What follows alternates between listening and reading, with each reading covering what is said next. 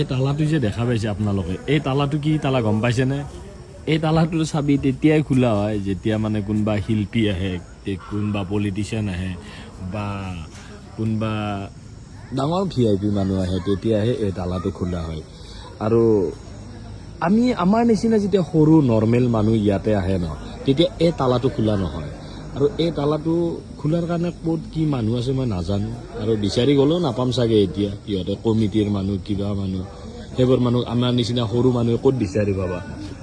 আৰু মই এটা ৰিকুৱেষ্ট কৰিব বিচাৰিম গোটেই অসমবাসী ৰাইজক, যদি ইয়াতে এই তালাটো যদি আমাৰ কাৰণে বন্ধ হৈ থাকে, তেনেহ'লে মই বিচাৰোঁ সকলোৰ কাৰণেই বন্ধ হৈ থাকক। জুবিনদাৰ ফেমিলিৰ কাৰণে, কেৱল জুবিনদাৰ ফেমিলিৰ কাৰণে খোলা ৰাখক এই তালাটো।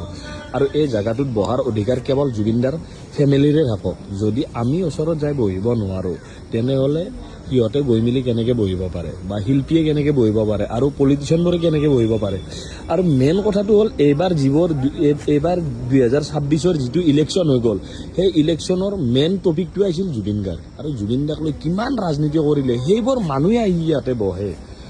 আৰু জুবিন দাই সদায় ৰাজনীতিৰ পৰা কিমান দূৰত আছিল, ৰজাৰ লগত নাছিল জুবিন দাই, ৰাইজৰ লগত আছিল। কিন্তু আজি ৰজাবোৰৰ নিচিনা ৰজাঘৰীয়া মানুহে আহি ইয়াতে বহিব পৰা হ'ল, বা শিল্পীখিনি ইয়াতে আহি বহিব পৰা হ'ল। কিন্তু আমি জনসাধাৰণ যিবিলাক মানুহৰ লগত উঠা বহা জুবিন দাই কৰিছিল, থাকি ভাল পাইছিল, সেইখিনি মানুহক বহুত দূৰত ৰাখি দিয়া হ'ল।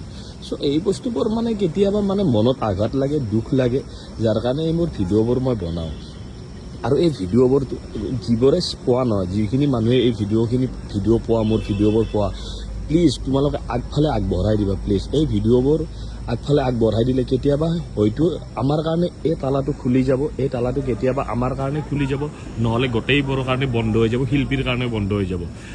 প্লিজ কৈছোঁ, মই সকলোকে ৰিকুৱেষ্ট কৰিছোঁ, প্লিজ এই ভিডিঅ'টো আগফালে আগবঢ়াই দিবা। Thank you. ভালে থকা সকলে প্লিজ কৈছোঁ, আৰু একবাৰ কৈছোঁ মই, ভিডিঅ'টো প্লিজ শ্বেয়াৰ কৰিবা, আগফালে আগবঢ়াই দিবা। Thank U.